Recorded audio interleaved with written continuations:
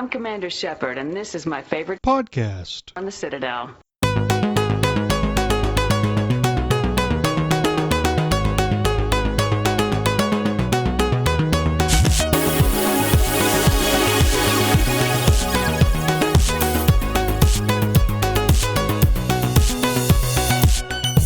You are listening to Accidentally Casual, two nerds, one gaming podcast.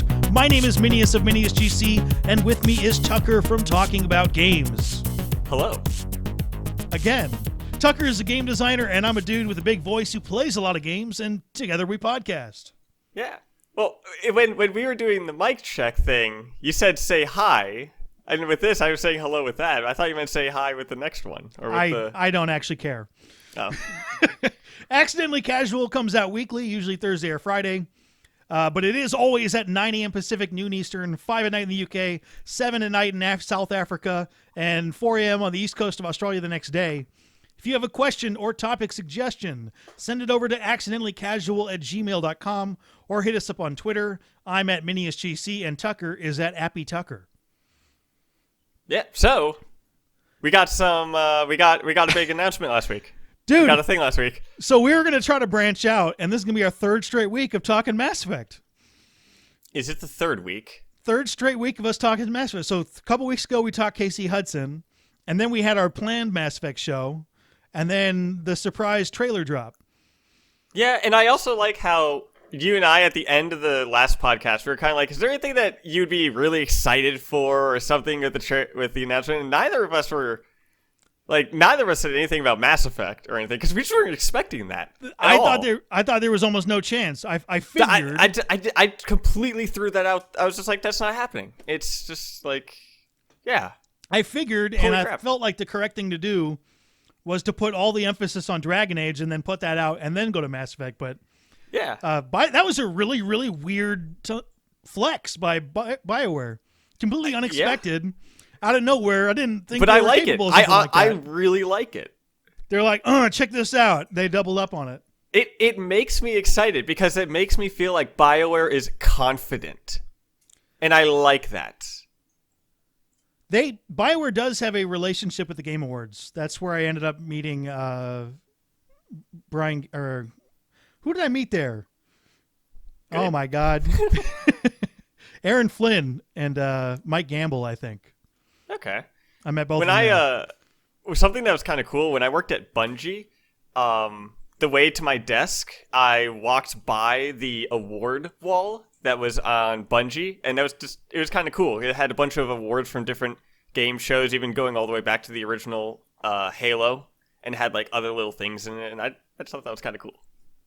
You know what's weird about those games? So being in person, and this year's obviously wasn't in person. Right? I mean, I always watch the trailer. I didn't watch. So I'm guessing they did it online. It's a gamer event, but there were people who showed up in like full-on tuxes when I was there a couple of years ago. Well, I was like, what the hell? And I'm in there in like the shittiest clothes possible because those are gamer clothes, and I felt ridiculous. Well, but it was a mix of both. It's still treated like an awards show. It is an award show, but it was like a mix of both. There were just a lot of people like me, and then a lot of people really dressed up, and there was no in-between, and it was awkward. I just wanted to point that out. What was the Game Awards show that was just absolutely awful? I think that's a matter of opinion, but there's been some. It was like the Spike one, the one that was on Spike TV, or something like that. We've been over this before. I don't really care about the awards. I just like the announcements. So that's what I was paying attention to. And it had awful things. Like it had the awards like painted on girls' butts, like the nominees. Oh, for real? They came out on stage. Yeah. Yeah, you can't do that anymore, can you? Tucker's looking it up. Anyway, I'm going to steer us back onto Mass Effect because the new Mass Effect trailer, and there's the new game. They gave us a direction. And I think they went in a direction that none of us were really expecting, including the people who wrote in and gave us their game topic ideas. Did anyone say they're going to have one specific ending to Mass Effect 3 and they're going to just continue on from that? Because I'm pretty sure everyone there was Andromeda sequels and then ways to ignore the endings, like having the game take place before Mass Effect 3 starts, or way, way after Mass Effect 3, but they really, Wasn't there really one hinted. theory or one person who was like, this was immediately after Mass Effect 3, but they had like a game for every single ending? Yeah, so that was just to incorporate everybody, but this is very specific according to the evidence. You got you got Dead Reapers, and there are only Dead Reapers in one scenario, unless they change something drastic, which they probably shouldn't mess too much with this. And the mass relay. I'm guessing the Reapers are dead in this. Is my guess. Is the Reapers are.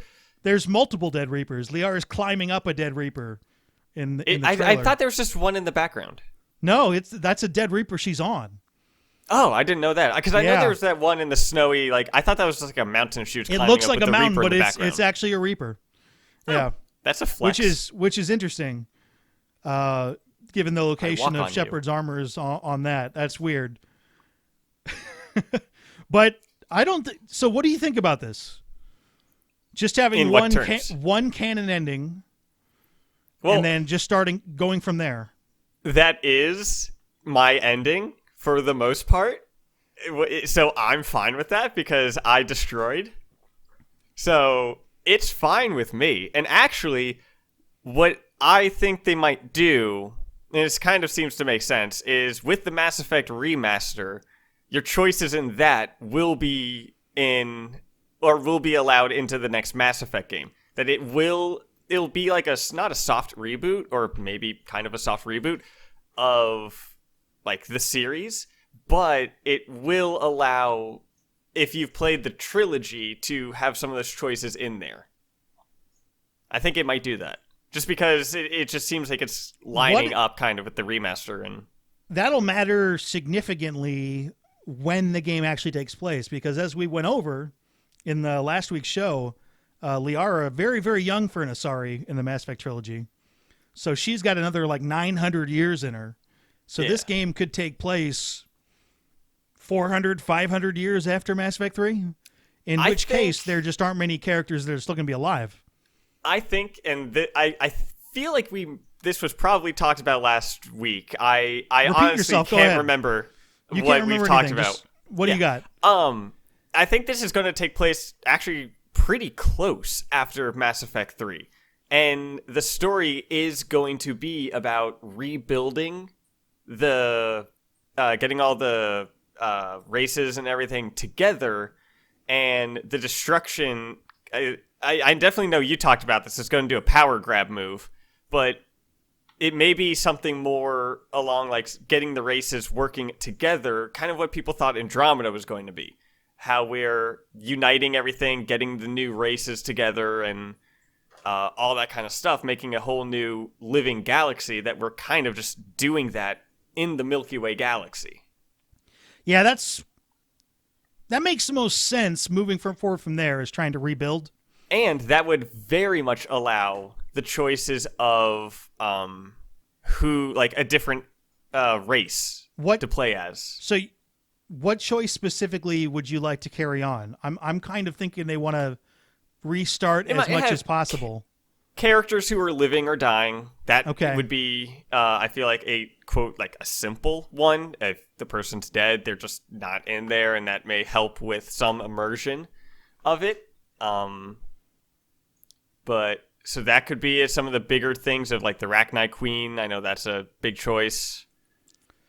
Romance. If you romance a person that's alive, that you may start with like a bonus towards a romance with them. You take some of the more broad with a new character things. Or with Shepard. Fair. Yeah, if Shepard's dead, hold up. That's the biggest question. Who is your main playable character? Is it going to be Shepard? No. My guess is, though, that we're part of the ending of this Mass Effect will be finding, hey, we think we may have found Shepard's body. Is where I think maybe it might be like part of the end of this game. That kind of steps on what they did with the Destroy ending, though, because that is the one scenario that Shepard lives through.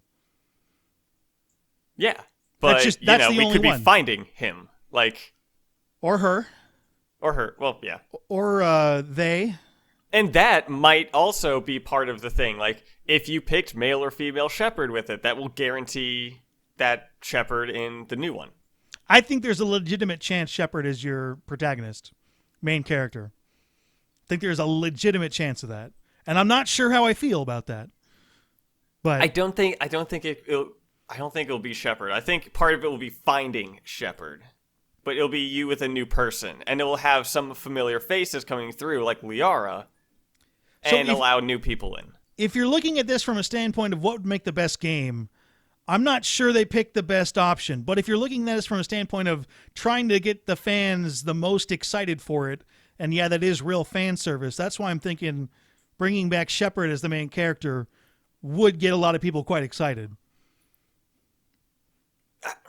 Maybe. So, I mean, it would absolutely get people excited. From a business standpoint, that's why I'm thinking they may go that direction. I wouldn't, but I think they might. Yeah, I wouldn't either. But, I mean, I also had a theory for Mass Effect Andromeda that I thought would have worked pretty well, and I was extremely wrong with it. Well, we were all wrong, basically. I really did not think they'd pick a canonical ending. And they went with it, and it's a bold stroke, really. It's a bold stroke that could pay off. Well, I mean, I think it was one of those things where they had to. There was no choice, really. I don't know if no choice... They had to pick an ending. I don't know if no choice was the answer, but if they want to... Like, I think they've gone through this, and they've taken polls of people when they're trying to figure out how to move forward after Mass Effect 3, and almost everybody wants a sequel, not a prequel. And prequels are... How many prequel games have worked? Halo Reach. Like, how many others? Let's see. What are the ones games? I can think of? There's like God of War Ascension, which nobody liked. It's not common. Well, no. It works a lot better in movies, and even at that point, especially in a game like Mass Effect where you're trying to make decisions. And let's say it's a prequel, your decisions are limited. You can't affect the whole galaxy if it's a prequel in different directions, just because that changes the start of the Mass Effect trilogy, which they're not going to do. Well, Halo Reach is still a fantastic prequel. Do you count Super Mario World 2 Yoshi's Island? Does that have a story? Yeah. It takes place before any other Mario game occurs. I don't recall those early Mario games having a real story. Well, just like the princess they are babies. The Mario, Luigi, Bowser, and everything are like infants. They are babies in that game. Okay. And you're controlling Yoshi, who, like, those Mario and all them aren't even playable characters. I'm not going to count that because it's completely shut me up when I'm trying to think about it. And it's not helpful. What about Deus Ex Human Revolution? I could not play that. Ooh. Which we will get into in a little bit. You're a big fan of the Metal Gear series, right? That's right. There's a Peace Walker. Metal Gear Solid 3. Metal Gear Solid 5 and 3 are theoretically prequels. That's true. I never even thought of it. Resident Evil 0 is on this list. Okay, so it can work. Yeah, None of those... I mean, it's definitely, like, not common. I had to Google, but yeah, there's if it's done well, it can be done. It's harder, though, if you're trying to make decisions. And I think Yes. doing a Mass Effect without decisions is rough. Well, it would have decisions, but none of them would have an actual lasting impact because the prior games were made before the prequel was made. So you can't reprogram. You can't say, like, oh my god, all the Asari are dead. You're like, no, that doesn't work. Yeah. But I mean, it really does look like they are sticking. They are saying the destroy ending is what happened, and I feel like that also might be the best one to do. That is the one that is going to easier one to introduce new players into as well. That's true. It's like, hey, we had these bad guys and we destroyed them. And they're all dead. Okay, I get that. And part of the game absolutely is going to be exploring Reaper or investigating them, checking out their technology. So the new players will get some story for it. But if they were to come in and we're like, oh yeah, we were having this big war with these guys, and now we have like mind controlled them. Be like, wait, what? Or it's like, yeah, we're all robots now. We're all synthetic. Everybody's half robot. You're like, what? Yeah, that would be a lot more explaining to do, rather than bad guys showed up, we stopped them. Yeah. I think the less that this game really focuses on previous games and tries to start something new, the better it'll do. Yeah, that's why I think it's going to be about reuniting the races together, and probably some of the choices are going to be of, like, the Reapers were here to stop us from, like, getting up to a point where we create technology that just wipes out sentience or wipes out organics. That, like, we need to figure out how to control ourselves so we don't get to that point. Like, how choices to make to do that.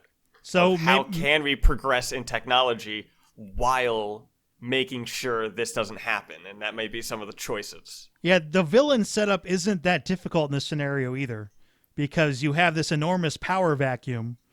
It can just be not gangs, but basically different races trying no matter what happens, and if you're listening to this and haven't played Mass Effect 3, sorry, basically everyone on the Citadel is dead. And there were a lot of important people on the Citadel. Yeah. They're all gone. Or I guess theoretically they could escape, but they got crushed. And because I think the majority of the people cured the genophage, so the Krogans are breeding again. That's something you could skip off, and they could fix that themselves, technically, depending on how much...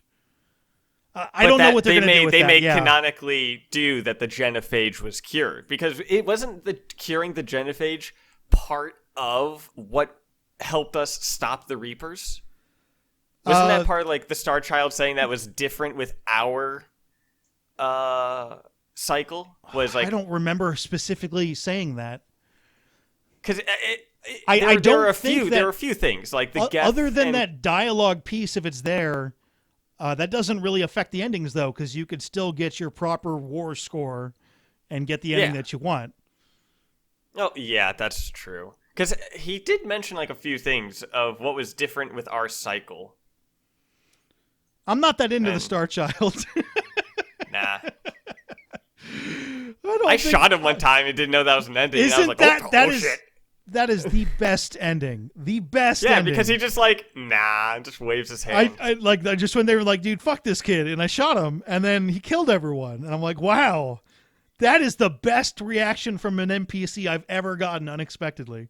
Yeah, no, like that was just like, okay, I will kill everyone in the galaxy for shooting and not me. Just that, but that was also like a choice that you made that you didn't know was a choice, which is what made it perfect, is that you weren't expecting that as a like official choice, a no going back choice. They added that reject thing in the patch, right?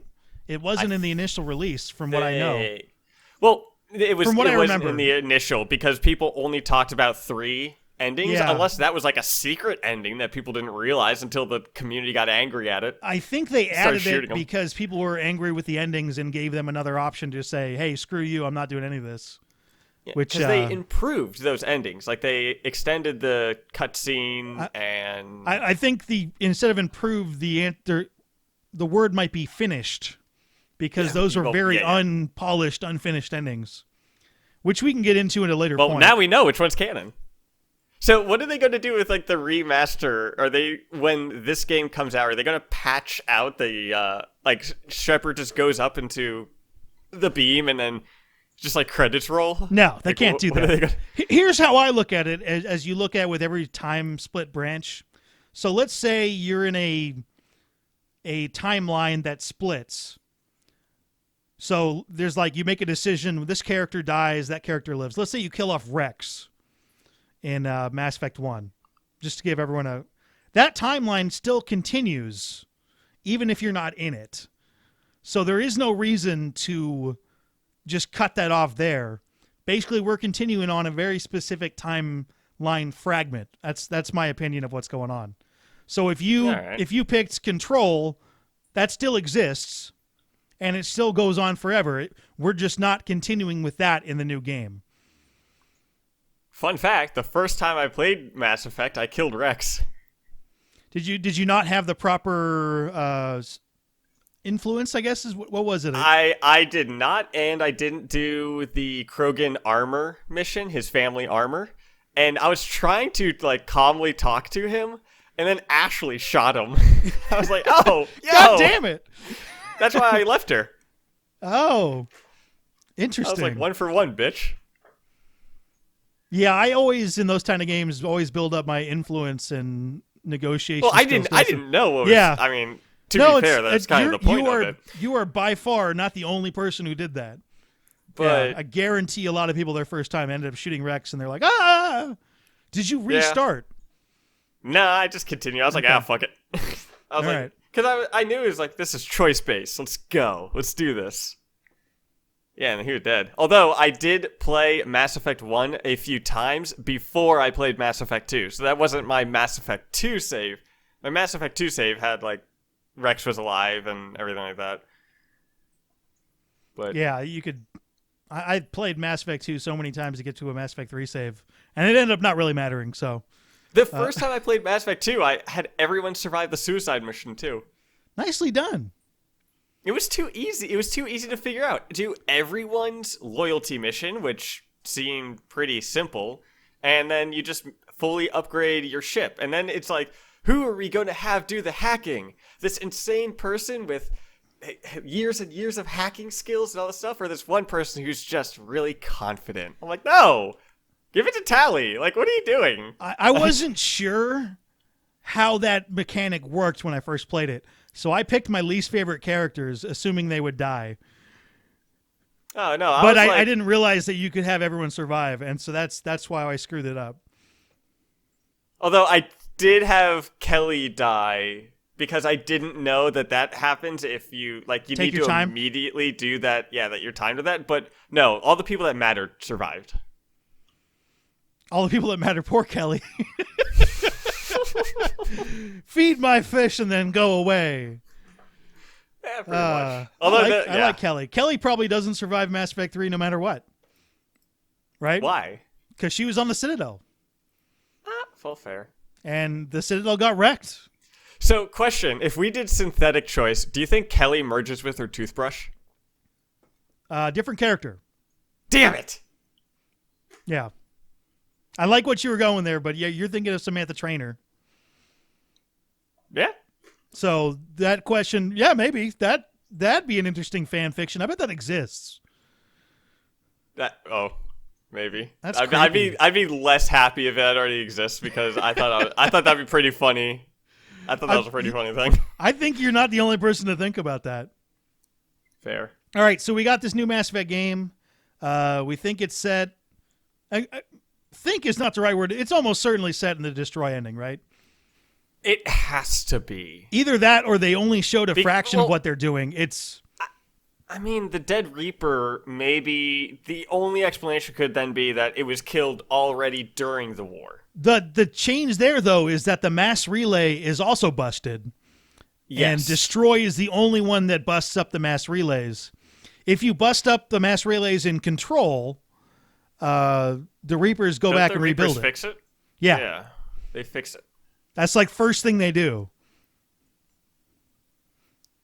All right. So there were also some like words in the trailer too. They're like what I liked is that it was like it seemed like a timeline of events. It was a timeline. If you want to check that out, I got a full video on it and go over every single one. I liked the War of the Worlds mention at the beginning.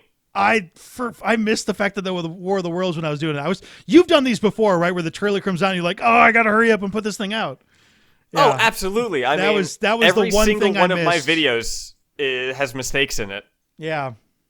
All of them do.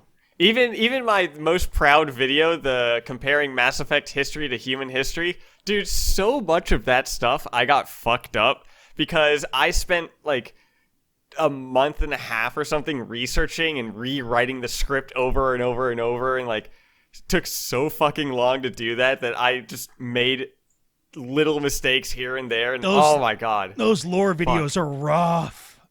Yeah, but they're so specific. But I like the idea that I was going behind it, and it was comparing like our history to Mass Effect. So it's like when the Krogan rebellion and war thing was going on, you know, we had the Roman Empire, and it was like comparing that history with that. And I thought that was a dope idea, but holy shit, my execution was awful. Yeah.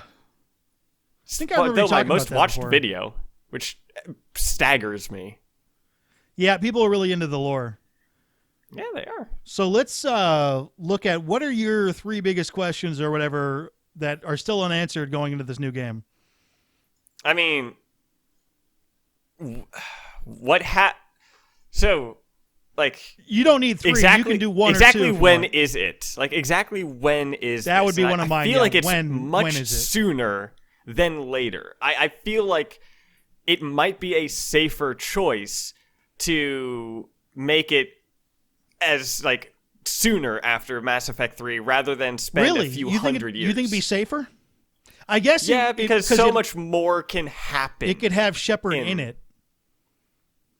If they do that, I think they're gonna do a thing where like you may have to save Shepard, or like you're on a search for him. I don't think that's going to be the main story of it, searching for him, but that might be because I think the main focus might be uniting all the races and stuff, to which that might actually have that XCOM thing that I was talking about, where you like, now that everyone's on their own, some races may group up together and be decent with each other, but some of them may group up and just like the Batarians and the Vorcha and all of them may. There aren't very many Batarians left. But they may group together and just try to be like a gang, a small violent gang that tries to take control and do things that way. You could easily find yourself in the middle of the Milky Way split into 3 different factions that are fighting each other, right? Yeah. And you could have to like pick a side, and that could be the Paragon, Renegade, and the middle option, like the center. I don't think they'll do Paragon Renegade unless there's a Shepard. You don't think they're going to do that? No, they didn't in Andromeda, and they said specifically that's going to be Shepard's thing. Oh, really? Yep. Well, I remember them saying that specifically. They may do this is the lawful choice, and this is the chaotic choice.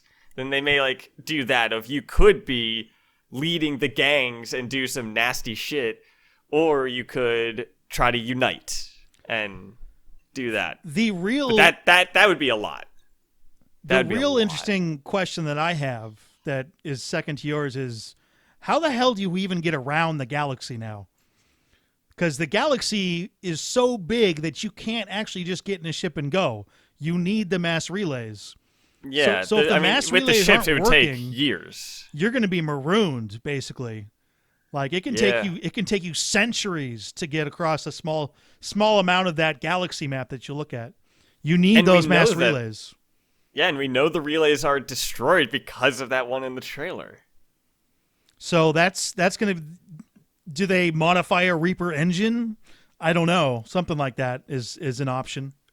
I mean, because we know the Reapers could very well be. Reapers move faster than the technology that they had, because they could go all the way from dark space and make their way into the galaxy in a matter of like 6 years. Yeah, I mean that could be what they do, is take Reaper tech.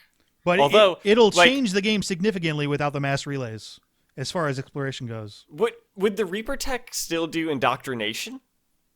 The answer to that question is also interesting. I think the answer is yes, and it wouldn't be the same kind of indoctrination. But you remember the Mass Effect 2 mission where you're trying to go find the Cerberus crew that's checking out a dead Reaper. They all get indoctrinated and die, basically. Yeah. So theoretically, but if the Reapers are destroyed now, like the Reapers are completely messed up, but they still have influence. So they could go either way on that. They could say that whatever the destroy pulse wiped out all their power, or they could not. They could kind of do the thing that with the Flood, essentially, in Halo, where they, after you've essentially defeated the Flood in Halo 3, you have not fully defeated them. They are still like an unstoppable force that just a tiny particle of it needs to remain for it to regrow, that they're kind of like in the background, that they are still a threat, but one that's like looming in the back that no one really is aware of, or so on. And that may be like some of the Reaper stuff of, I feel like the there Reapers, may be some Reapers that they should be left behind story-wise as much as you can to try to move forward. Well, just of like... But you're right. There could be like a single Reaper out there that's trying to rebuild. I think rehashing not a single the Reaper, but just like storyline, husks, or is that some sort of indoctrination that may bring something similar? Like it may be an indoctrination that they may try to restart a Reaper. Yeah, one indoctrinated dude who starts a project that takes a couple hundred years that can rebuild the Reaper species. If they're not really a species. Because he's indoctrinated and he's like trying to bring it back. That might be. There are a lot of options. That might be. I still think the best is trying to fight off someone that's trying to take a power vacuum, and maybe they picked up a bunch of, you go very, very Mass Effect, pick up a bunch of alien artifacts from a previous cycle and become stronger, and you got to go in there and cut them off. But, there are options in this scenario. There are options. I hope that power grab isn't, though, a single big bad guy, because that was the Reapers, the big bad guy that had to unify the universe together to fight this big bad guy. So if another big bad guy were to come in, it'd be like, okay, like it could be cool, could be well designed, could be awesome, but it's like, it'd be interesting if they have, instead of it be one bad guy, have it be a bunch of small things, like a small bad guys that you just have to work with and have to balance. Like that could be it, is the bad guy itself is trying to keep the universe in balance rather than a threat coming in. We are the threat. Our nature of wanting to take control and things like that is like, we got to unify. Like that could be the big bad. I still think they need a singular personality. They really need to nail that for this game. Oh, I mean, they could have like leaders of the groups that, like Mass Effect 1 and Mass Effect 2 had very strong enemy personalities that you have to deal with specifically, even though they're not the primary cause. Like Saren, fantastic. Even Harbinger was a lot of fun. Yeah. There wasn't those one are in like Mass the Effect 3, leaders of the bad. Like you can still have those. There isn't like one bad guy that we have to unify together to fight. It is multiple like groups or gangs or things like that are kind of forming together to try to be the leading group. And a lot of this depends on how far you can move in the galaxy, because if you can only move, a couple hundred light years, you can only have a small pocket of influence. You're not going to have one huge galaxy-wide threat. So there's still questions that need to be answered.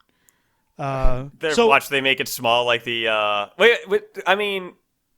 with the Andromeda Galaxy, that was kind of it was the just one explanation. cluster. You couldn't get anywhere else in the galaxy because it was too big. So you just stuck to one cluster, and that was it. Do you think that this is going to be more reminiscent of the Mass Effect trilogy gameplay, where it is kind of like you go from small space to small space that is kind of like that? Or do you think it'll be open in the aspect of Andromeda? That's a good question. I think they should go small space to small space and then have explorable areas that are aside from the main content, because that allows the story to flow a lot faster. Will they do that? Yeah. I'm less confident that they'll do that. But, as well as also, like, just with today's games, you do want to give more of the world for the player to explore. Yeah, and that's perfectly fine. So you can have an explore, but you shouldn't have to go to a planet and drive for 5 minutes to get to your mission. You should be able to just go. And then for extra side stuff, be able to explore around after that point at your own pace. So if you want to keep the story moving, you can keep the story moving. You don't have to say, oh, okay, get here and now drive for a long time and get lost in this open world to get to your next objective. Yeah, you don't really want that. Yeah. But talking about getting lost in an open world, a game that is not doing that too well is Cyberpunk.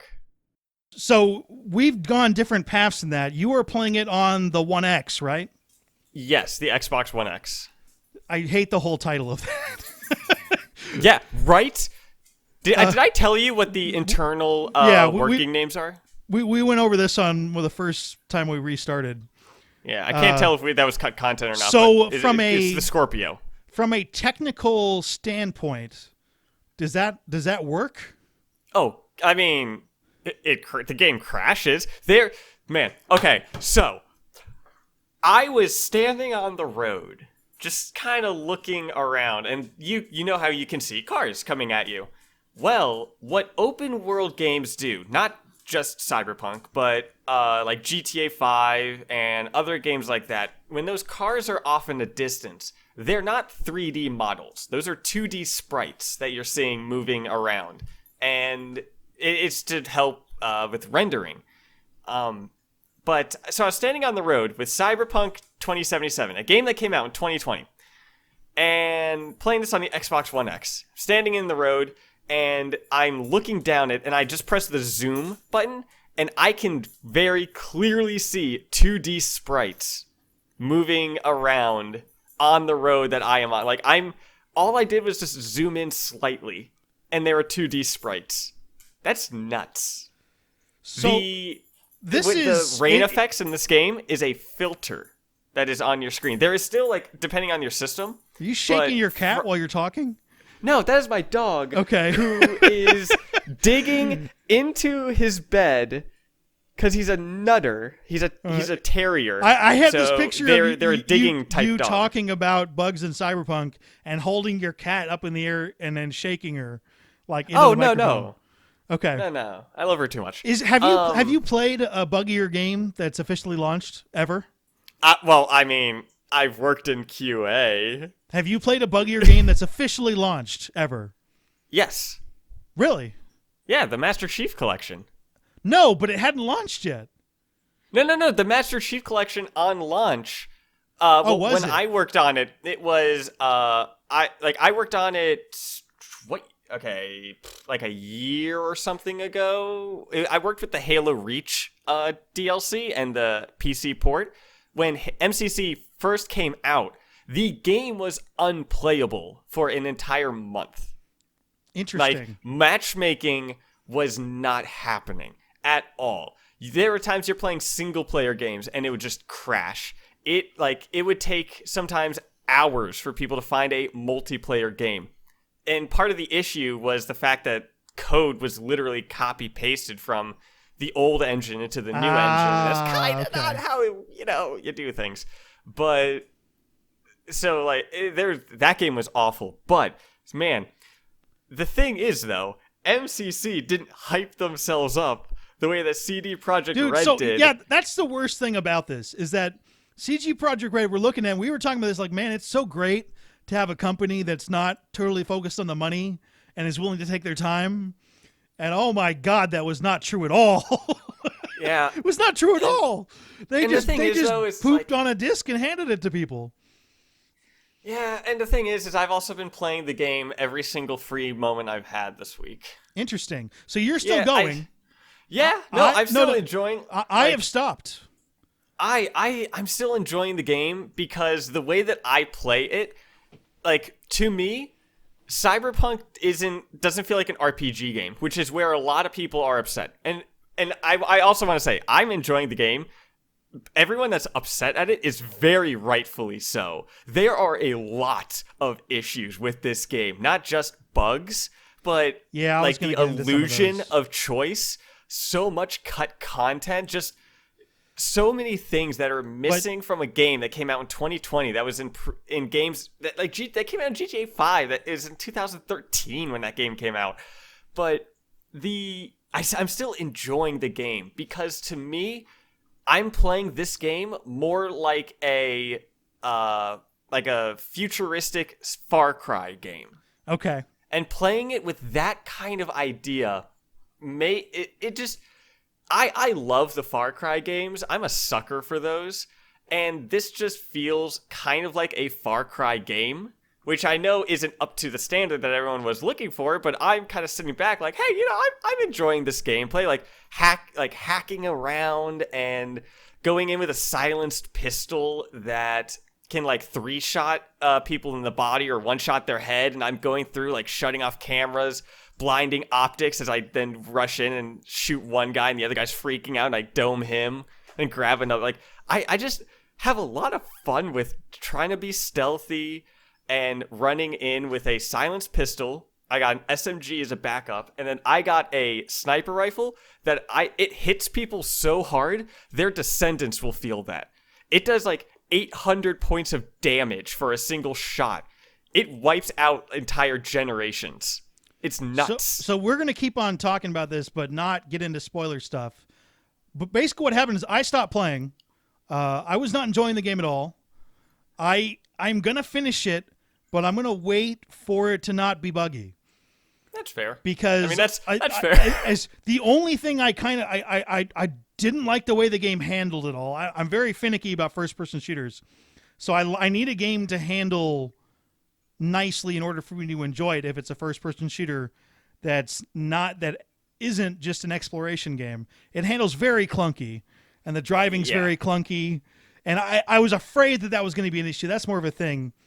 But what's most important is I finally got into the story, and there was a real emotional part in the story, and then this crazy bug came out of nowhere. And I'm playing it on PC, and it just completely ruined the scene.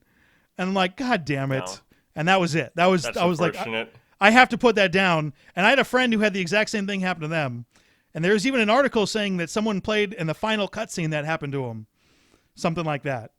So that just ruins the whole experience. So I want to like the game. So I'm going to wait till it's done. So at some point we're going to do a spoiler cast, but it's going to be a ways off because the game isn't done yet. And if you haven't picked it up, I recommend waiting. Oh, yeah, no, I am enjoying this game. Like I said, I'm spending all my free time playing this game. I cannot recommend that to someone. I wanted to show off the game to someone, and I felt embarrassed that you enjoyed it? When the game was launched. Well, no. When the game was launched and the person I know was playing the game a little bit, I felt embarrassed a little bit with them playing the game because I was trying to explain some of the things while there were some issues going on, and I'm like, I felt embarrassed, and that is not how I imagined it would have felt showing someone Cyberpunk. Just feeling like not ashamed, but just kind of like a guilty pleasure of it. But it's like I probably could have shown another game as a better, like. Yeah, I also feel, and this is more of an opinion thing, but I know for a fact that they originally were going to have third-person cutscenes where you could see your character and then see them interact with it. How many of those have you run into? None. There's none. They cook them all out, right? I believe so. And not just that, you can't customize your character. No, you can. Not after the initial screen. Oh, really? Yeah. Yeah. You can change your character's outfit, which first off, having the clothes be the different type of armor. Yeah, don't get too far into that because that's a completely different thing. So you can't. I mean, I'm not a fan of that because the whole point of Cyberpunk is that you can modify your body, right? So you can't modify stuff afterwards. Interesting. No, you can't. And I went in there with my character kind of being clean, and I was going to have them add tattoos or cybernet, like depending on how I was feeling with it, or maybe like if I join this gang, I'll get their tattoo, or this gang or something. First off, you can't join any of those gangs. That's and not nothing surprising. You do will change that. I went on just a try not to get too much into I'm not stuff. It's not spoilers, but like in the open world, I was killing one just group. I just went in there and just was killing them and stuff like that. And then a few moments later, I get a call from their leader, and they have a mission for me. They're like, hey, I need to go do this. Like, do you not care that I just slaughtered some of your own people. And it wasn't a trap? Like, no, it wasn't. It was a normal If mission. it was a trap, that would have been fantastic. There's no, it feels like there's no morality with it, that you can't join any of the gangs. You can make some of them upset, and you can definitely get some contracts cut. I want to jump back to the cutting out of cutscenes, though, because I feel like that's one of the best ways. Third-person storytelling is superior to first-person storytelling in that way, where you Half-Life. I think that if you have a character that's customizable and you customize them in a specific way, and you want to see that, and you want to see them interact with people in animations and stuff, it's better third-person, and they cut that out. When you're customizing the character, 100%. But like all the Valve games have nothing but first-person. They cut all that out probably to save time and money, right? Am I right in that? Yes, and there is a theory going on that Keanu Reeves is the reason why this game is the issue that it is. Oh, and is there any evidence behind that theory? It's the idea that they had the game set. You know, they had, because they've been designing this for 8 years, that they've had this plan set. They probably had all these ideas, everything like that going in pre-pro. All that stuff was working. And then they got Keanu as Johnny Silverhand. Okay. As probably a small character. You know, he was just going to be like a background person too, which I also want to say, this isn't spoilers or anything like that, but my theory is, I'm saying that my previous theory that I had is wrong, because I didn't know that the events with Johnny happened like 50 or 60 years ago. Yeah, Tucker, let's try to steer away from story stuff as much as possible. That's already canon stuff, isn't it? Like, I understand that, but let's just steer away from that as much as possible and give people a chance to play it. But so they got Keanu as Johnny Silverhand, and you know that's an exciting thing. You know, there's this big name actor and everything like that. There was no way they'd put him in there for a small role. By the way, he wouldn't agree to that. Well, that was, why not? Because he's Keanu Reeves. He doesn't need a small role. No actors take small roles. How many small roles does he take? Yeah, they do. There's actors will take small roles if they enjoy the medium, if they enjoy the thing. They'll take the small role just to be a part of that. It's super unusual. But that because he was brought in, there was Keanu, that they made Silverhand a bigger part. And now Silverhand is like the main part of the story, so they had to restructure the game to focus around that. Because if you look at some of the original trailers, not original trailer, like the original gameplay, when they were showing the character customizer, one of the backgrounds was a rocker where Johnny Silverhand was an inspiration for you. But then there were other ones like Arasaka. If you picked corporate, the Arasaka was an inspiration for you. I don't think that. Like, it seemed. I don't think you have any evidence for this theory. So there's, and we're not going to. I do. No, I do. I asked for evidence and you didn't give any. What do you mean I was talking? You've just been rambling. You're just guessing. Well, evidence. Well, I'm going off of things that I'm reading off of some of the forums and some of the community theories of what's going on. So you got no evidence. There's some of the idea that it was adding Keanu and then making him a bigger role change the direction of the game. Do you want a much more likely scenario? Investors pressured them to put the game out, and they cut a bunch of stuff. Which is exactly what happened. So none of this Keanu shit matters. No.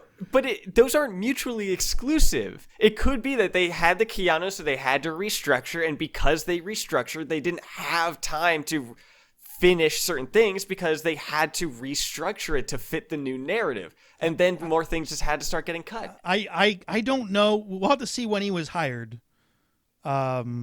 It's unclear when that was. I think he was. We know when he was announced. We don't know when he was hired. It was when he came out and did the breathtaking. When he said that, I think that was the first time they actually announced that he was in there. So my guess that's would the first be time they announced it, right? But not.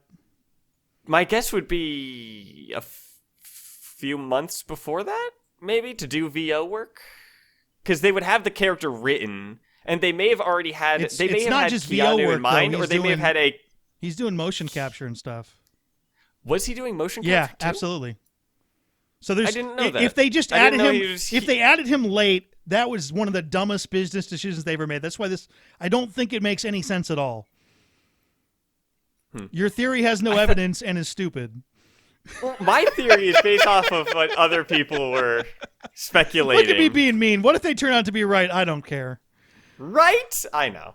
I just think like that's just such a bad move in that case. I don't feel like they're that foolish. But here are some things that features that were mentioned in trailers or were just talked about. So wall running was cut. I know that one. Yeah. NPC daily routines and AI. That hurts me. Yeah, that was something I was looking forward to. Yeah, that's. And here's another thing too.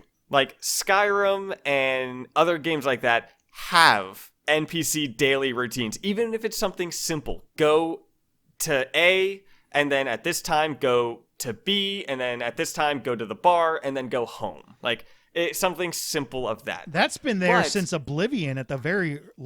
Yeah. I mean, I can't remember Morrowind if they had that too, but Oblivion was like 2001. It's a long time ago, man. It was not 2001. It was 2003. It's old. It was not that long ago. Are you sure? 2006. Really? Elder Scrolls 4 Oblivion, right? March 20th, 2006. What am I thinking? Look at that. Yeah, 2006. What was Elder Scrolls 3? Morrowind. Was it? Because to be fair, I really only know Skyrim.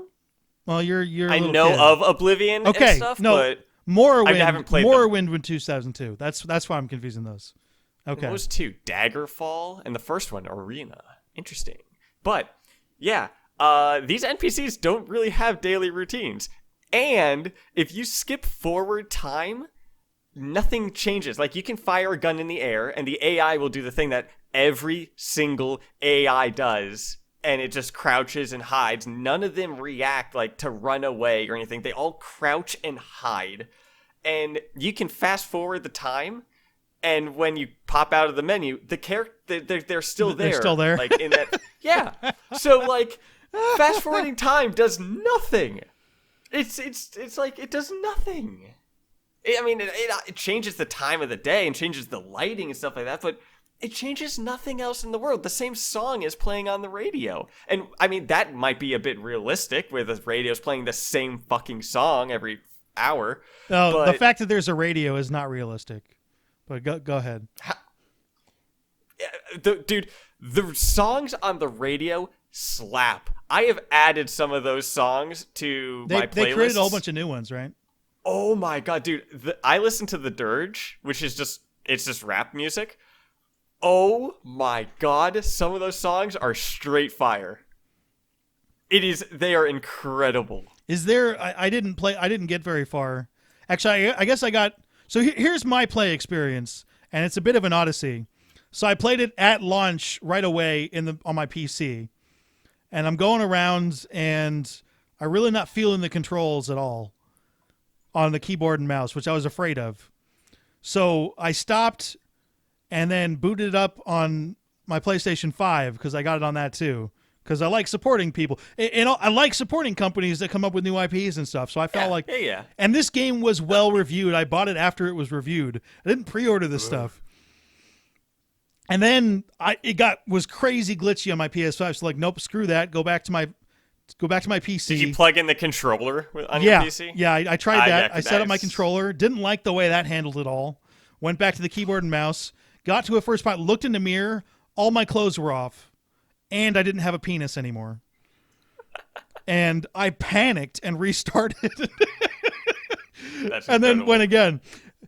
There's a number of penis-related bugs in this game, and I was trying to think of course there's going to be one of my penis-related favorite bugs. ones is people putting pants on and their wang and is then still their dick hanging pops out. through, right? Yeah. Yeah, fucking love that. Yeah, so you can customize your genitals. There's never been penises in game. games before, right?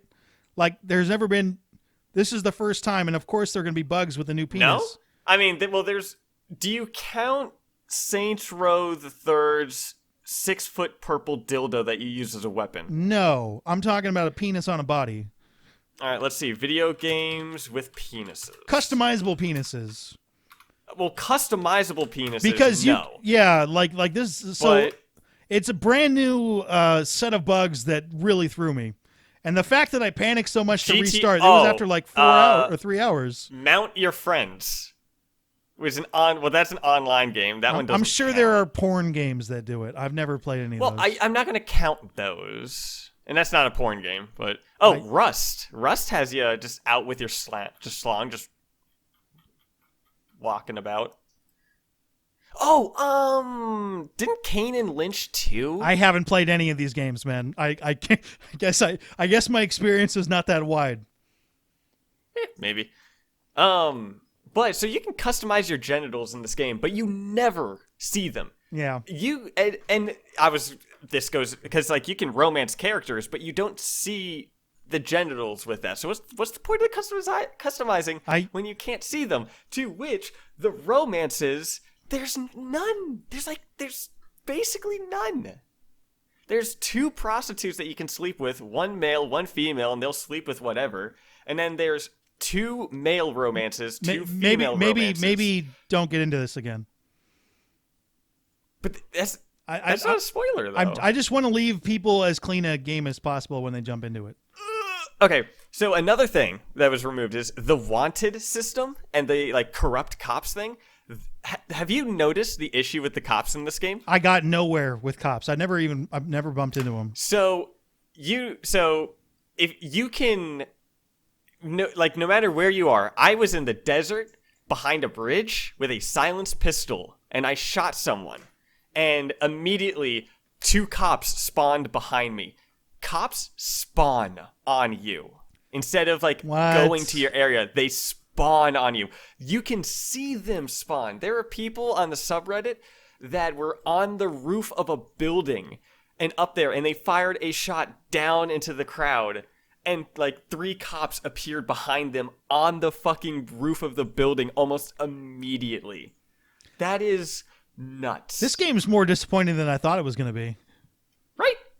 There's no vehicle customization. You can buy... Okay, also, so you buy vehicles in this game, but you don't get them via, a normal store.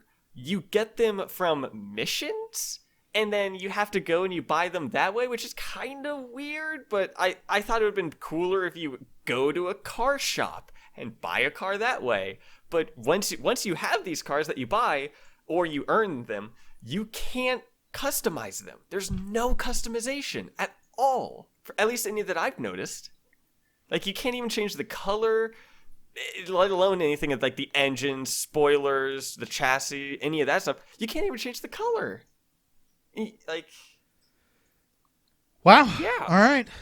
I hated. I decided I was gonna drive as little as possible in the game, dude, because the controls were just not great. I love the radio and the music so much in this game. I have driven everywhere, and in fact, I didn't like the way it handles it all at all.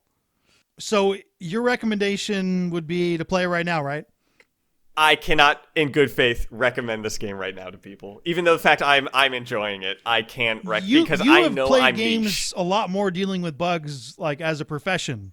So you're way more tolerant to this stuff. Yeah, that doesn't bother me, as well as also the fact that you can get lost in this world. It is beautiful looking. Absolutely. The world looks phenomenal. And just driving around or walking around and just kind of looking at everything, and that is great. And I could just immerse myself with that. And that is enough for me. And I definitely understand. To me, it's just about immersion with that, of me playing how I want to play, and I can play this game how I want, like a silent stealth hacker. I'm playing it like Thane, which is how I said I wanted to play it, and have you had any issue with the hacking not taking? What do you mean? I said, turn this camera off, and it says okay, and it does it, and then the camera doesn't turn off. No, I had that happen repeatedly right before really. I decided to stop playing. Although it just completely ruined it. I am only doing hacking stuff. I have 12 or 13 RAM. I am just filled with hacks. I am like fighting cyber psychos and stuff like that, just like hacking all this stuff. It's great. All right, But yeah. another thing is also customizable apartments, just like customizable vehicles. It's not in the game. That one I You wasn't can't- expecting. You can't customize your apartment, and from my understanding, your apartment never changes from like where you live in the game. Which one of the trailers said, like, oh, are you looking for a fancy place or like something like that?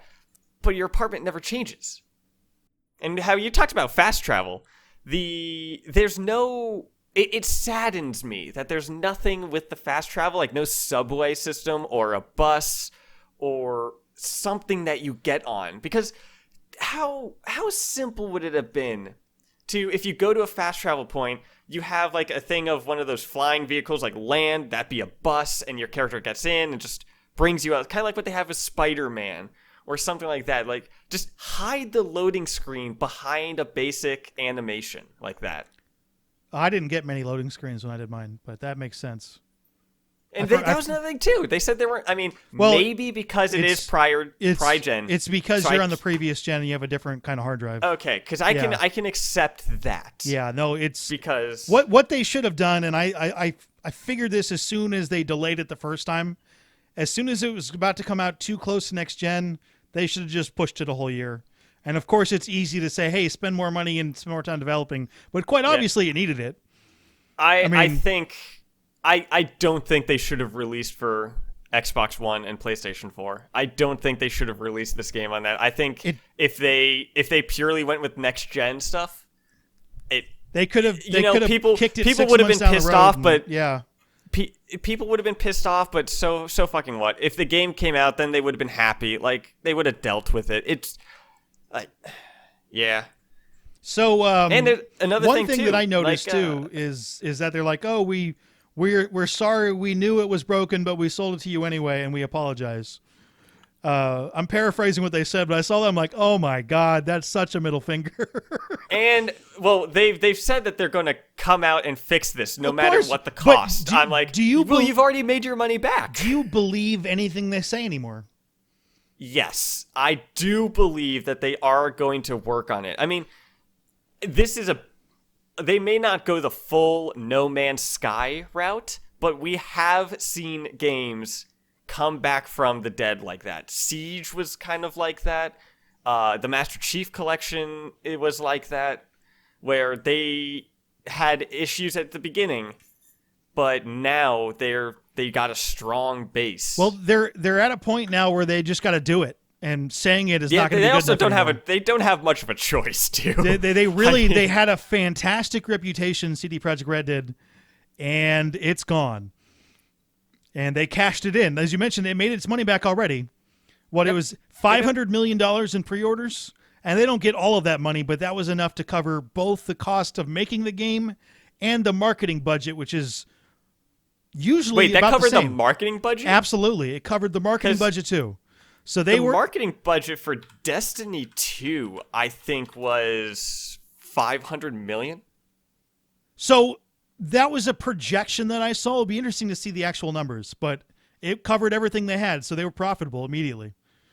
And at that point, they cashed in their reputation on pre-orders, and they got a lot of people, and it won't happen again.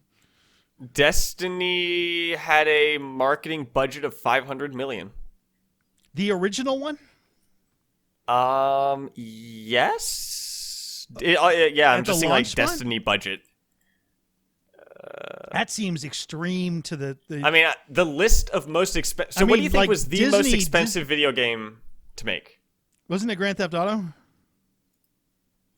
Grand Theft Auto 5 is the third most expensive. All right, hit me up with in development costs. Okay, pure development costs. Okay, go ahead. Yes. So the first one is Star Citizen. Actually, no. Well, fuck it. I said the first one. Okay, so starting with number 5. 1, 2, 3, 4. So starting with number 5 was Max Payne 3. Really? Which cost $105 million. No way. Which, all right, honestly, Max Payne 3, it looks good. I thought was fun. It looked good. It was a fun game. The multiplayer for it has a mechanic in it that I want other games to have, and that is when your character dies, it shows like a body outline of your character showing where you got shot. Yeah, don't get That was sidetracked. cool. You got onto something interesting. Don't get sidetracked too much. Continue with your list. So number 4 is Cyberpunk 2077. What does they have what's the number they have? 121 million. Okay, so that as of Derek Strickland, September 3rd, 2020, saying CD Projekt Red spent over 121 million. Yeah, I think what the total I saw was marketing and budget combined for about 315. Well, this is So what that I'm would- reading that off would- is that the would work. development cost. Yeah, no, that would work. That would make sense with both our numbers getting accurate. together. Marketing cost is honestly usually about the same as development cost. If a Yeah. game costs about It's $100 million to they develop, usually spend about they spend exactly what they. Yeah. marketing's expensive. I don't. So That 500 million number does not sit with me. I don't feel like that's accurate because, dude, Marvel like Disney movies don't spend that much on marketing, well, and that's just too much. Like 200 million to 250 million is a max for marketing any of this stuff. I mean, unless the if cost you went look like up nuts. Destiny, if you look up Destiny's marketing thing, a bunch of things are saying 500 million. How is that accurate? How did whatever? All right, keep on going. We've gone through. Grand Theft Auto 5 was number 3 with Okay. 137 development, and it does have its marketing cost at 128. Yeah, So, yeah, it that's was more 5 in line, million and that came or, out just a 9 little million. bit before the original Destiny, right? So Yeah, 2013. I feel like that was marketed just as much as Destiny, not a quarter of the amount. But anyway, I'm getting sidetracked. Continue. Number 2 yeah. is Star Wars: The Old Republic no with BioWare. Yep. Is that adjusted for 200 inflation? million was the development cost. Is that adjusted for inflation though? Adjusted for 2020 inflation would be 227 million. Okay. So Star Wars: The Old Republic was 200 million development. And then number 1 was Star Citizen with 215 plus, which that game still hasn't come out. Yeah, they're just spending their money, and that money. I don't feel like counting that because they kind of took that money from other people. Hey, do you want your feelings hurt about something that I also just quickly checked on this? All right, go ahead and hurt my feelings. Let's see if you got it. So, Call of Duty Modern Warfare 2, my favorite Call of Duty game. It slapped. It cost 50 million to develop. Its marketing cost was 200 million. I believe that. Yeah. It cost 4 times to market that game than to develop it. No, that makes sense because they're just making a copy of a game basically. So they got most of the assets in place. So it's not as expensive to develop it, and around 200 million for a premier entertainment franchise. That makes sense. That all fits in. And they also spent so much money on getting things like the M&M and all these rights that they had for celebrities and all that stuff. All right, so how much did Mass Effect cost? Wasn't the budget like 30 million or 40 million, something like that? I don't know offhand.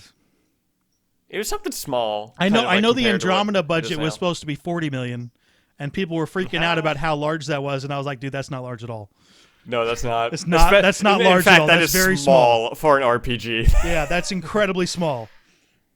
There's a fun game on Steam. It is called Game Dev Tycoon, and it's where you are making you try to mix and match different types of games and give it different budgets and genres and stuff like that, and that can kind of give you a kind of like a initial idea just of how much development costs or just how things kind of work with that. So my favorite part about that game, and I haven't confirmed this, but apparently if you they had pirated versions they put up, and if you go get one of the pirated versions, you can't make any money by selling any of your games because people pirate your games. Yeah, and it gives you a notification saying that, hey, your game was pirated. That's fantastic. There are other things as well. Like, I think it was Alan Wake. If you pirated that game, your character has an eye patch. Like, as the game. That's it? I think so. All right. Well, I went ahead and asked because this got me intrigued about open world games and stories and first person games and stories. So I asked a bunch of people which AAA game has the best storytelling in each of the following categories. Oh God. A, open world game, B, first person game, and C, first person open world game. Did you get that thing when I sent it to you, or you ignored it? Oh no, I saw that. But so you're looking gonna up I set up something and you're gonna completely cut it off? Oh, this is worth it. This is worth it. It's probably not, but go ahead. I looked up like what were some kind of like reactions for games for cheaters and so on like that. And the first one was a game that I've never heard of called Roma Victor, which is an MMORPG set during the Roman Empire's time in Britain. And apparently, if your character is caught cheating, they don't ban you or anything like that. They actually hang you up in a crucifix. All right. In that game. They crucify your character for 7 days in this MMO game. So thanks for that is interrupting nuts. the flow. They crucify your character. That's not fun at all. That's gross. No, but that's wild. You do know how nasty That's crucifixion wild. is, right? Absolutely, but Okay. just like what, like has any other thing had that where your character gets crucified? That's wild. Okay. I'm not as impressed as you. Oh man. All right. Hey, which AAA game has the best storytelling for an open world game? What's your answer? AAA open world. AAA open world game, best storytelling. Maybe Far Cry 3. Far Cry 3 in store. Actually, I heard a lot about that. Yeah. It was good. It was really good. Interesting. It was such an enjoyable game that I got all the achievements in Far Cry 3, and then when the remaster came out, I got all the achievements in that one as well. Okay.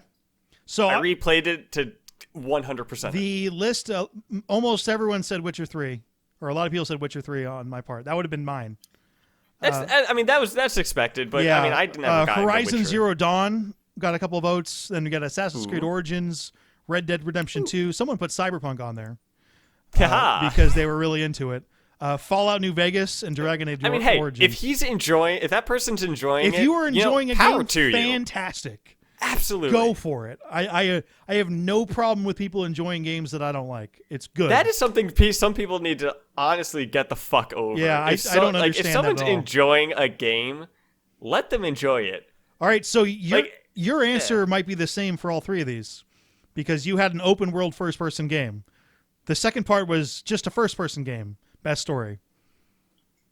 Any kind of first person game. The Halo. Half-Life 2 was the most voted for. There's also Half-Life Alyx. I got that pronounced right. I absolutely Halo. Halo is on there.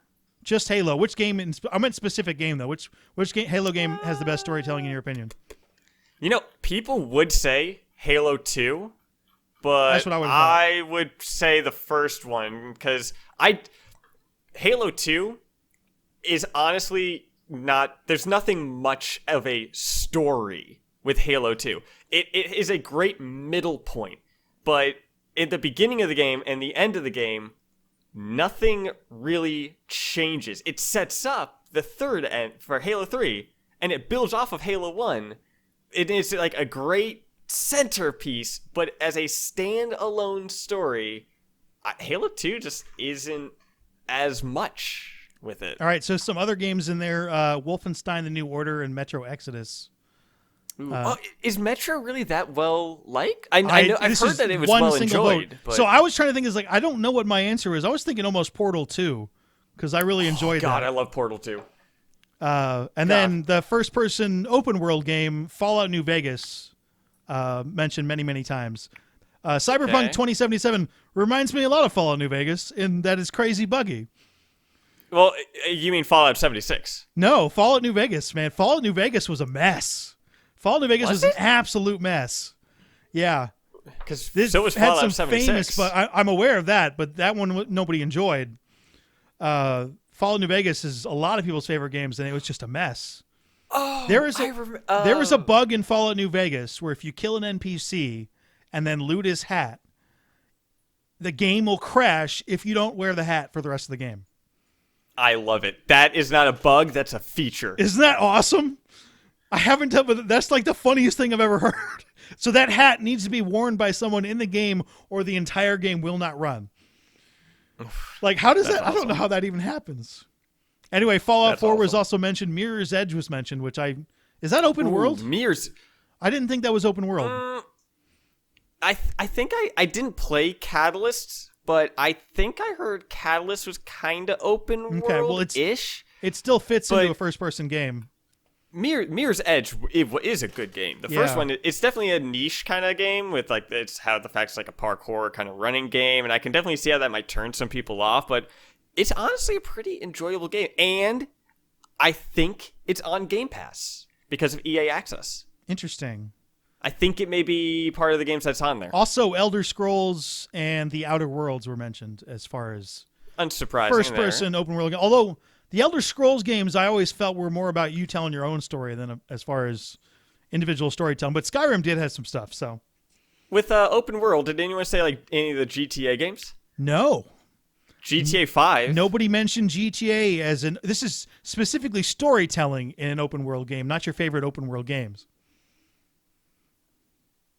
So, GTA 5 does tell stories. Yeah, but that wasn't anyone's favorite, apparently. We have a very specific crowd when looking GTA at 5, when GTA 5 came out, GTA Online didn't come out for a month later because the Rockstar wanted people to play the campaign. They also wanted to get online ready for launch. It also was an absolute mess. Yeah. Yeah. But so I do wonder how much of that. Oh, we want people to play the story, but I'm it's probably because it wasn't ready. But I mean, I do kind of see the merit behind that. Of they put all this time and work in that, and then they don't want people to only play the multiplayer because that is an interesting statistic that you can see in a lot of development stuff, like the Call of Duty games and all that stuff. So you can see how many people play this game and only play multiplayer. As far as GTA 5 goes, though, that we've talked about this several times. That game, $1.2 billion in 3 days? Yep. How many of those people bought it for the multiplayer? Very close to zero, right? I mean, there's no way they weren't going to get people to play that game. Nobody I mean, that GTA is one of the games that you have to buy if you're a gamer. GTA 4 had a multiplayer, so it wasn't like it was the first multiplayer. And GTA 5 did like show trailers for its multiplayer and stuff like that before the game came out. But I mean, I wasn't getting GTA 5 in like with I want to play the multiplayer with it. But I also didn't get it because like I want to play the story with it. It was the like I want to play the next GT like that thing, and I want to see what the story is, and I want to also experience it with my friends and all this kind of stuff. Yeah, the GTA stories never really spoke to me. It was more about having a world to play in. So that doesn't surprise me that as far as being the best storytelling in an open world game, there wasn't. They go for it, but they don't. It's not the focus for sure. No, but GTA 5 story was enjoyable, and I really liked the narrative jumping between Trevor, Michael, and Trevor. Wait. You already said that. Don't worry about it. Trevor, Michael. You can do it. And while you're thinking of that, I'll also toss into the open world game of storytelling. I like Spider-Man PS4. That was one of the that's an open one. No as well. one mentioned that. It wasn't my top choice, but my top three would be Witcher 3. CJ. No. Damn it. My top three would be Witcher 3, Horizon Zero Dawn, and probably Spider-Man. So.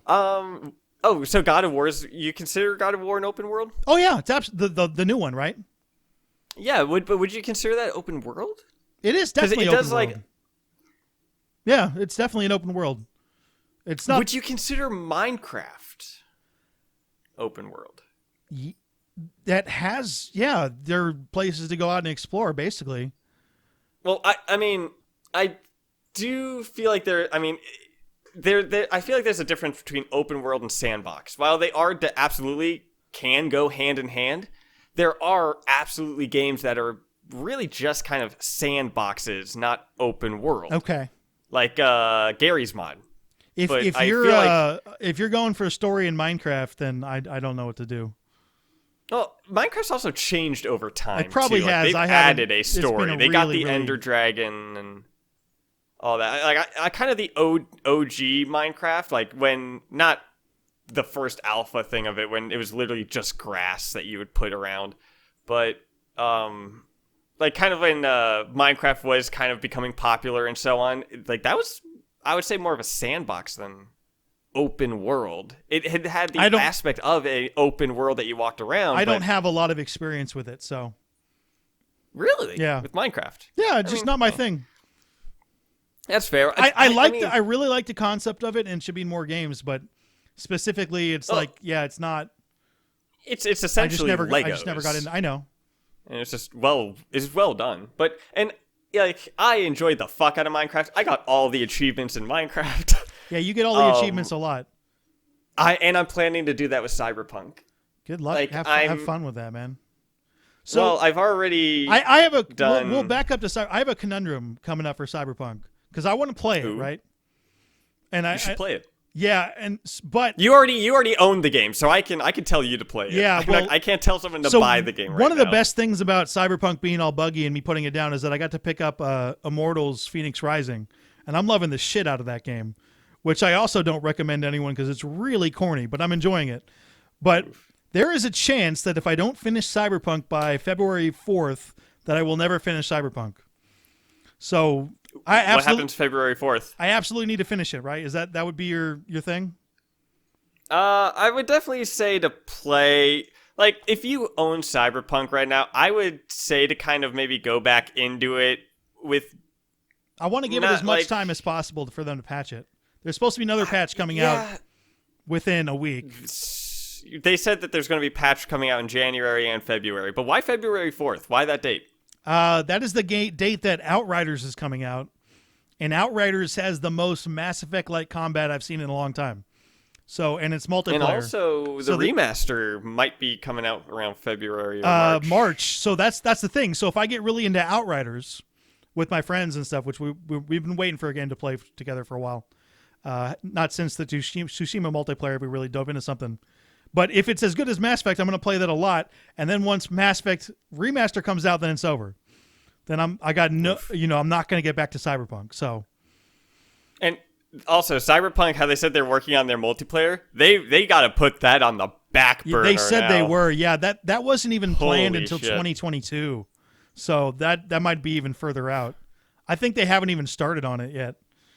But I mean, they could definitely have gotten some concepts of it, which I feel like. They could definitely do the concept of it. That would be fine. But the fact that, like, earlier today when I was playing it and I was having a conversation with someone in a diner and I saw a person in the background get up from their seat and T-pose as they glide their way out the door. And when they got out the door, then they had their normal walking animation. I saw that in the background. I put down my controller. I was like, yo, what the fuck? That T-pose thing is hilarious, but it's not. This is not a game that I want bugs in. I'll just put it that way. It's just, man, there was another one too. When I was inside where the prostitute was, there was one girl that was inside a chair T-posing, and when I talked to them, it was the sound voice of a young boy. So keep in mind, this was a grown adult woman inside a sex building shop thing. T-posing, and I went up and talked to them, and it was a little boy's voice that said, I can't find my mom, or like, do you want to adopt me? Oh, or something like that. Like, I can't find my mom. I'm like, this is creepy. I'm getting the fuck out of here. Man, that's terrible.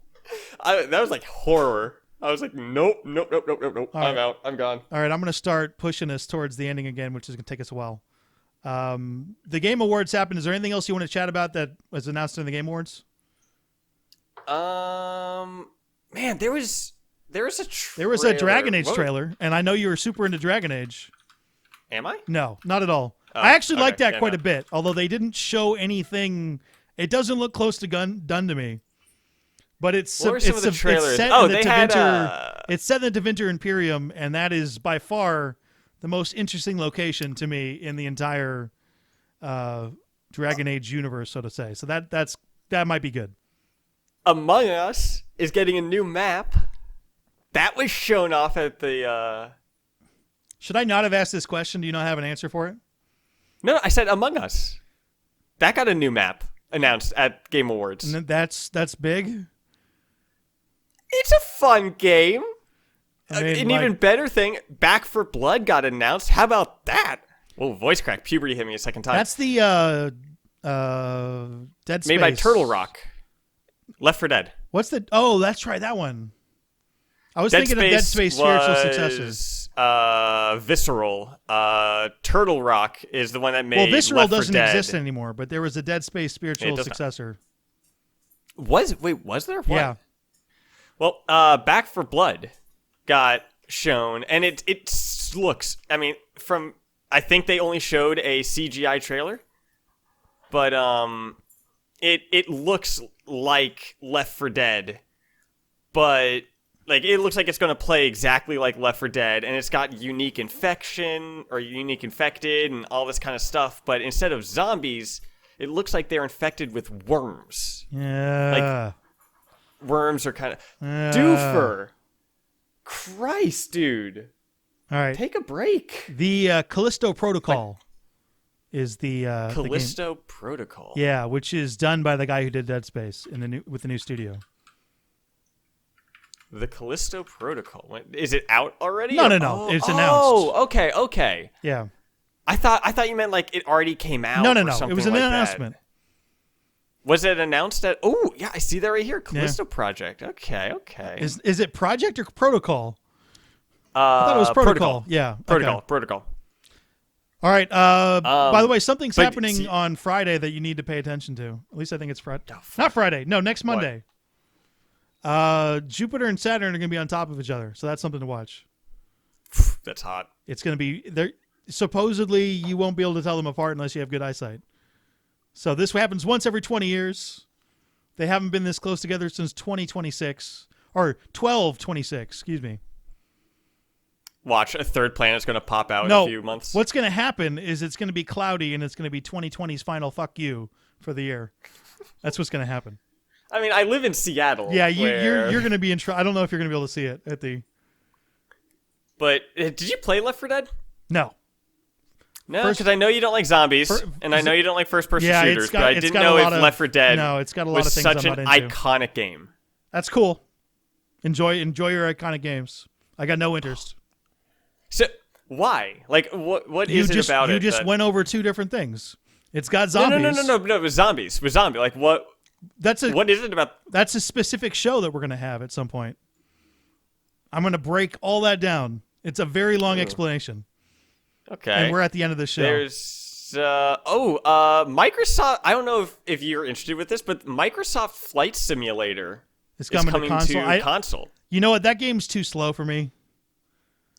That's what I like about it. Yeah, honestly, that's neat. I will slap on a podcast or something like that and just do that. Or you can fly a plane right into your ex's house. Yeah, that sounds creepy. We're gonna wrap this up. You never let me wrap it up when I say I'm about to wrap it up. I'm just going to start wrapping it up instead.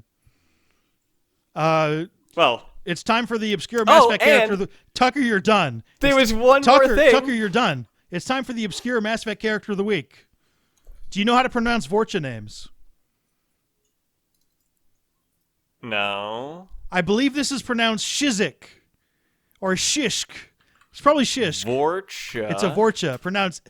No one is going to know who this character is. It's one of my favorite characters. How do you spell it? Shisk. Shishk. Oh, Shishk.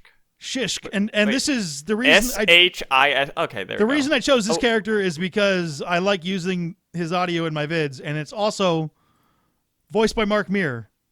And I wanted to get another person. Vorcha are voiced by him. Because, it has to be. And he's on Omega before you get into the Garrus finding mission. What does he have to do with Gavern? I don't know.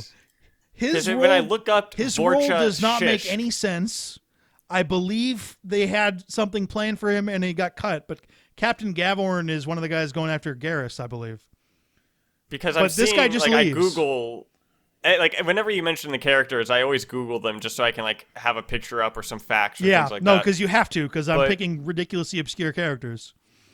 I see 3 things that are Shishk and Gavorn. Yeah, like no. Mass Effect 2, game facts. All Shish does is talk about Gavorn. That's all he does. But he also Really? has this line, and that's why it's in there. I'm going to put it in right now. Go away. Talk too much. Gavorn's thugs get no more. We leave. Good talking to you. No more talk.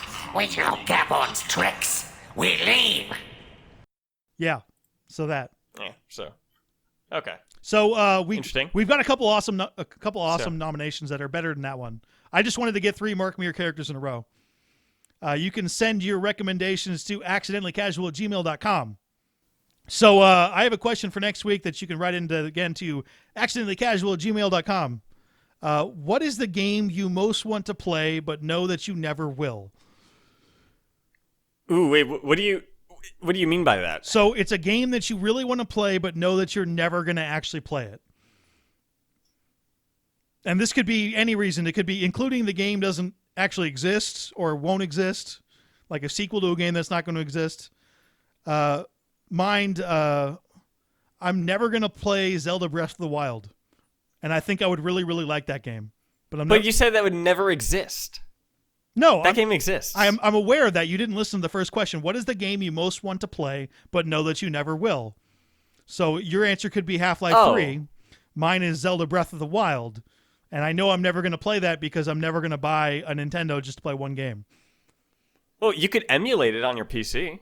I'm probably never going to do that. Never going to get to it. Do you know how to run an emulator?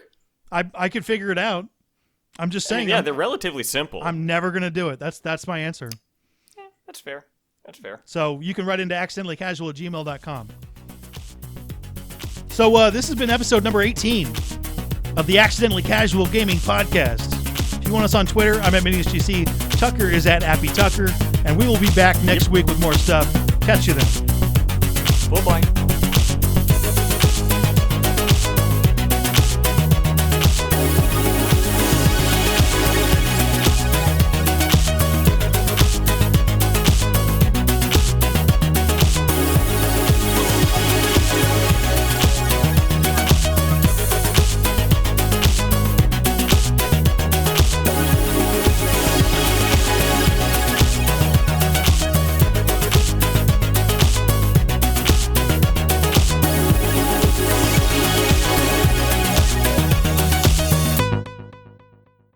All right, Tucker, say hi. Hello. You never actually say hi. You just say hello. Yeah. The whole point is to try to sync the audio, and you just don't give a shit. And I'll make sure to say the correct thing next time. No, it's fine because I'm expecting it. Oh, okay. All right, you ready to go? Sure.